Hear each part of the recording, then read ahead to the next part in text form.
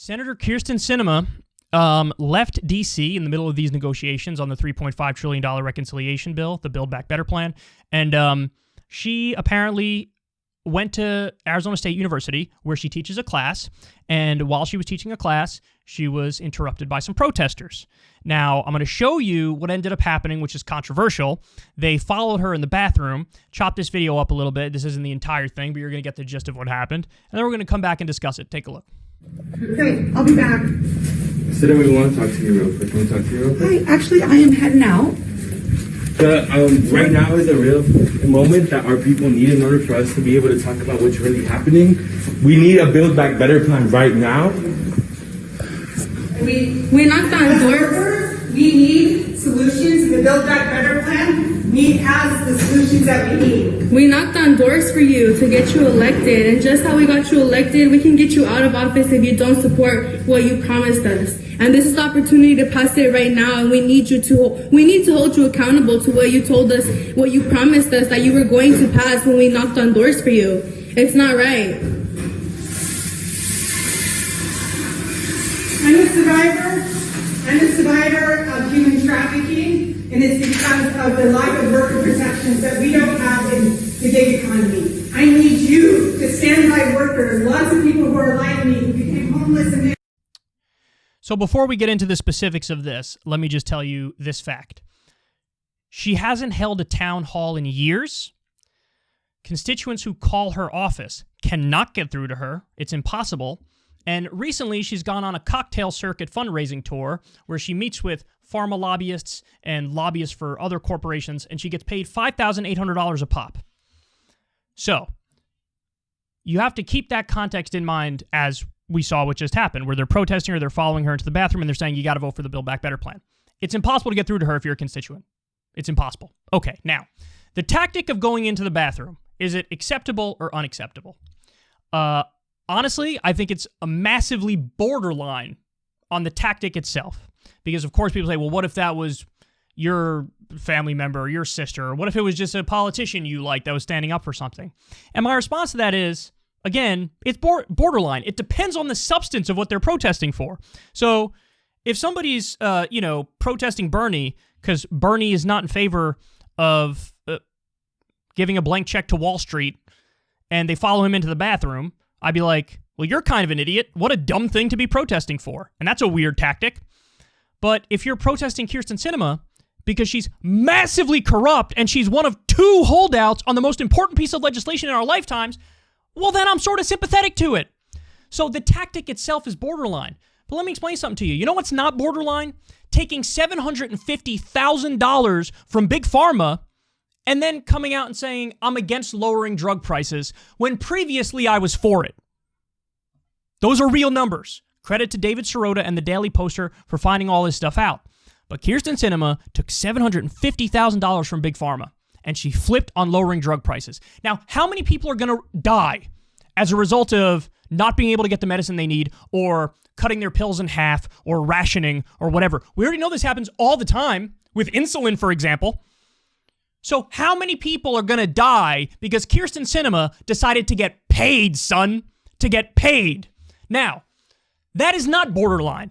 We know what's happening. We know the damages of what she's doing. We know exactly what's in this bill that she's trying to kill. Kyrsten Sinema and Joe Manchin are trying to kill a bill that has a child tax benefit, universal pre-K, paid family leave, paid medical leave, tuition-free community college, lower prescription drug prices, a Medicare expansion that includes dental, hearing, and vision for the elderly, housing, home care, climate money, higher taxes on the wealthy. They're trying to kill this bill, which is colossally popular. I just told you in the previous segment what we're talking about here in terms of the numbers, but you have long-term care, 80% support. Modernizing the electricity grid, 74%. Modernizing K-12 schools, 73%. Pathway to citizenship, 61%. Universal pre-K, 60%. Civilian Climate Corps, 59%. Free community college, 59%. Lowering Medicare eligibility, 58%. Extending the child tax benefit, 53%. The bill is overwhelmingly popular. The American people want it. They demand it in a constitutional republic and a representative democracy. And she's holding out along with Manchin because she's corrupt, because she took legalized bribes from industry and she's doing their bidding. So desperate times call for desperate measures. And if these people happen to breach decorum by going into the bathroom, I think I can get over the decorum breach. Because you know what's a much bigger decorum breach? Having a dead mom because she couldn't afford her drugs. That's a much bigger decorum breach. So, let's flip the thought experiment back on the people who are outraged that they followed her in the bathroom. What if you were protesting a war criminal and you happen to follow them into the bathroom to demand accountability and say justice needs to be served and you should be in The Hague? Is that also a decorum breach? Is that unacceptable? What if the war criminal is responsible for a dead family member of yours? Would that be too much of a decorum breach on your part to follow them in the bathroom? Is it an outrage that you might hear their pee hitting the water, or maybe hear them let one rip? Is that too far? Is that not okay? Guess what? Everybody pisses, everybody shits. Get over it. Was this a borderline tactic? Absolutely, it was a borderline tactic. I don't care. Desperate times call for desperate measures. She needs to feel as much public pressure as humanly possible in this moment. Decorum can wait when dead bodies are piling up. Decorum can wait when the American people don't have basic social safety net programs. You know what? Again, if somebody followed George W. Bush into the bathroom to say you're a war criminal, and they're being respectful in the process of doing it, I'd be like, okay, borderline tactic, but I get it. Again, maybe I wouldn't get it in the case of somebody protesting Bernie, but that's because the substance of what the person protesting for would probably be stupid. So people are focusing, I think, on the wrong angle of this. Right-wingers are freaking out. Some lefties are inexplicably flipping out. No, I'm going to defend them. I agree it's a borderline tactic, but I agree that desperate times call for desperate measures. And borderline isn't clearly over the line. No crime was committed. No law was broken. Nobody got physically hurt. And imagine if Kyrsten Sinema felt this kind of pressure everywhere she went 24/7.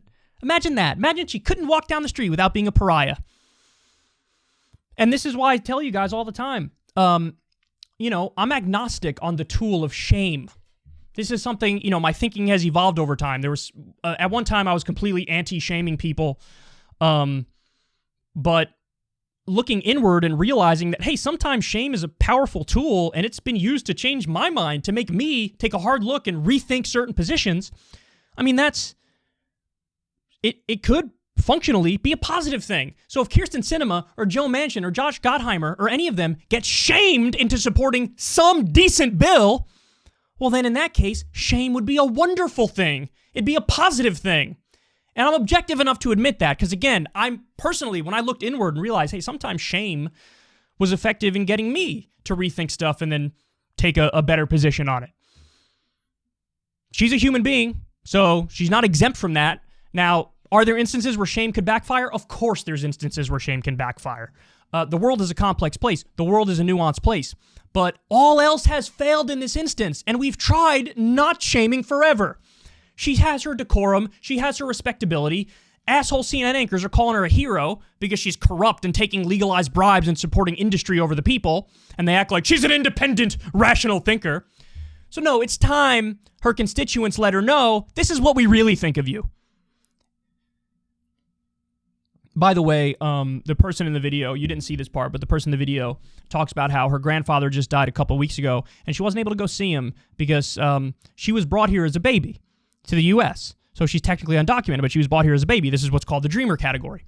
And obviously no fault of her own. She couldn't change her mind. She was a baby, and she was brought here. And this is all she's ever known in the United States. She couldn't go to her grandfather's funeral in Mexico, and so she didn't get to be there with him because she wouldn't have been able to get back in the country. So this is somebody telling her a personal story. Hey, this is how what you're doing affects me. What if she felt pressure like this everywhere she went?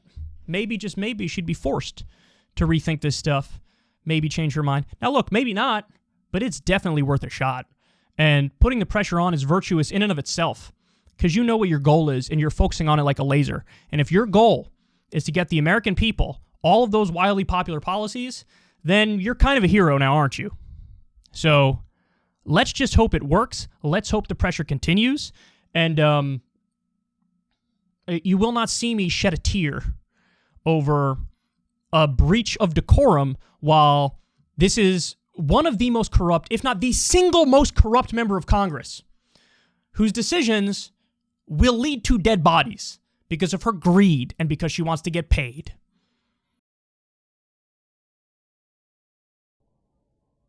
Ever since Adpocalypse, when YouTube defunded all independent news and politics overnight, we haven't trusted them. We know they can pull the rug out from underneath us at any time. If you enjoy this content, please consider tipping $1 or $2 per month on the Secular Talk Patreon. Link in the video description box below. Thanks for your support.